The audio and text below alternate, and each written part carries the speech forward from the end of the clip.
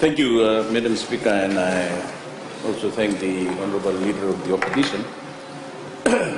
Madam Speaker, may I take this opportunity to thank the new Member of Parliament, if I may suggest for him to change his tune as well.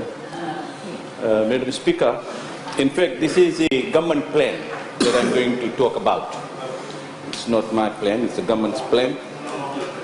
Madam Speaker, the success of Fiji's development, it needs a very comprehensive response, because after so long we're going to revive these bicycles in this country. So it needs time for me to explain on this and brief this August House. Madam Speaker, the success of Fiji's development is dependent on the infrastructure that is reliable enough to encourage people and business to invest in the future.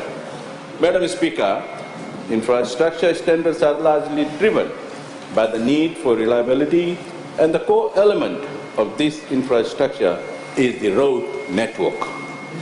Madam Speaker, Fiji Roads Authority's goal is to provide an effective and sustainable land transport network to the people of this country, which Fiji First is doing. In return, our people are able to gain easy access and travel safely to their destination.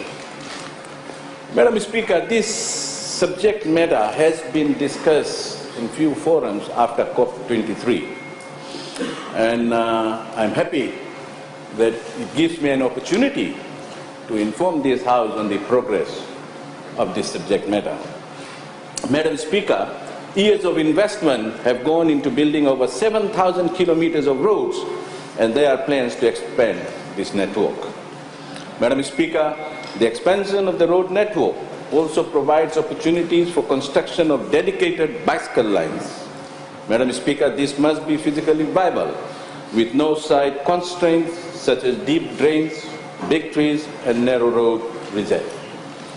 And in this regard, Madam Speaker, FRA with other stakeholders have identified following areas: Greater Suva transportation areas, Nendi Lotoka, Nosori Korovo, Lambasa Sabu Sabu, and all urban centers.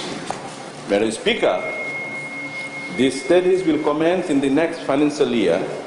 However, Madam Speaker, the 2015 Household Travel Survey, that is the technical report, highlighted that less than 0.1% of the sample data of respondents use bicycles as the main mode of transport by area. This is in comparison to more than 42% of respondents who use buses, carriers, minibus, taxi, and other forms of vehicle as a main mode of transport by the area. In fact, Madam Speaker, what the survey is trying to tell us is that the use of bicycle as a mode of transport in Fiji is very low, or used as recreational activity in Fiji. Madam Speaker, having said that, that will not stop Fiji Roads Authority in carrying out and to determine the areas that I have highlighted. And as I have said, that the work will commence in the next financial year. Thank you, Madam Speaker.